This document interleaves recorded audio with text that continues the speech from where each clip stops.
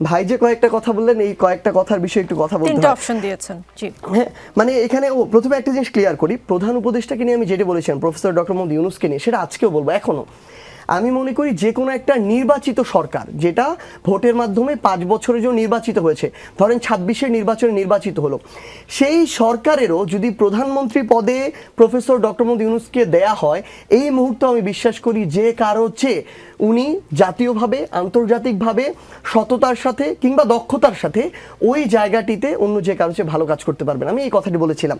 এই অন্তর্বর্তীকালীন সরকার 5-10 বছর থাকবে এটা আমি কখনোই বলিনি। আরেকটা জিনিস কি, মানে এই যে ভাই অনেকগুলো উদাহরণ দিয়েছেন, আমাদের 4টা উদাহরণ বলেছেন, শত গাড়ির মিছিল যেটা আমার ক্ষেত্রে বলেছেন, 100 কোটি টাকার দরবেশ, নারী কেলেঙ্কারি, থানায় যাওয়া। দেখেন কিছু স্পষ্ট করি, উনি আমাদের এই 10 মাসের এনসিপি বা বৈষম্যবিরোধী ছাত্র আন্দোলন, জাতীয় নাগরিক কমিটি যারা ছিল তাদের মোটা দাগে এরকম 4টা এনেছেন।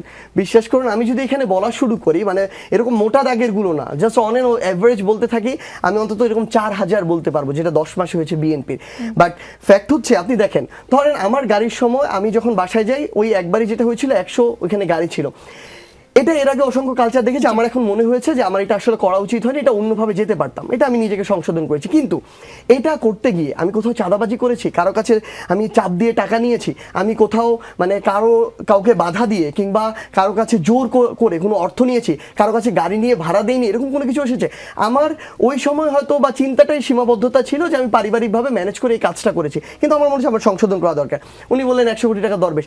এখন পর্যন্ত 2-3টা মিডিয়ায় নিউজ করেছে, যখন আমরা এটা জানতে চেয়েছি দল থেকে স্টেপ নেওয়ার জন্য, তখন আমরা যখন যোগাযোগ করেছি দেখি তারা নিউজগুলোকে আবার ডিলিট করে দিয়েছে, বলেছে যে এখানে প্রপার তথ্য তারা এখন দিতে পারেনি, তাদের যাচাই বাছাই করতে হবে, ফার্দার নিউজ করেনি। আমরা আমাদের এনসিপির পক্ষ থেকে তদন্ত কমিটি করে দিলাম অস্থায়ীভাবে তাকে বহিষ্কার করে। এখন পর্যন্ত ওই কমিটি যে কাজ করছে এইটার যে সংশ্লিষ্টতা ক্লিয়ার কোনো এভিডেন্স তারা কালেক্ট করতে পারে না, বলে রিপোর্টও দিতে পারছে না, তার চেষ্টা চালিয়ে যাচ্ছে। কিন্তু আপনি যদি মানে প্রত্যেকটা জায়গায় আমরা এটা করার চেষ্টা করছি, কিন্তু আপনি যদি অপোজিট সাইডে দেখেন, আমি জাস্ট লাস্ট 5 দিনের আপনাকে 5-6টা যদি নিউজ বলি, অটো স্ট্যান্ড একদম হেডলাইন, মানে নিউজের সরাসরি হেডলাইন, অটো স্ট্যান্ড দখল করতে গিয়ে বিএনপির 2 পক্ষের সংঘর্ষ, একজনকে কুপিয়ে হত্যা, সিলেটে 2000 কোটি টাকার পাথর লুটপাট, 14 বছরের বাচ্চা মেয়েকে বিয়ে দিতে রাজি না হওয়ায় এক বিএনপি নেতা মেয়ের বাবাকে তুলে নিয়ে গিয়ে পিটিয়ে খুন করেছে। আপনি যদি দেখেন শরীয়তপুরে ইয়াসিন নামের যে ছেলেটা তাকে খুন করা হয়েছে ছাত্রলীগের ছাত্র দলের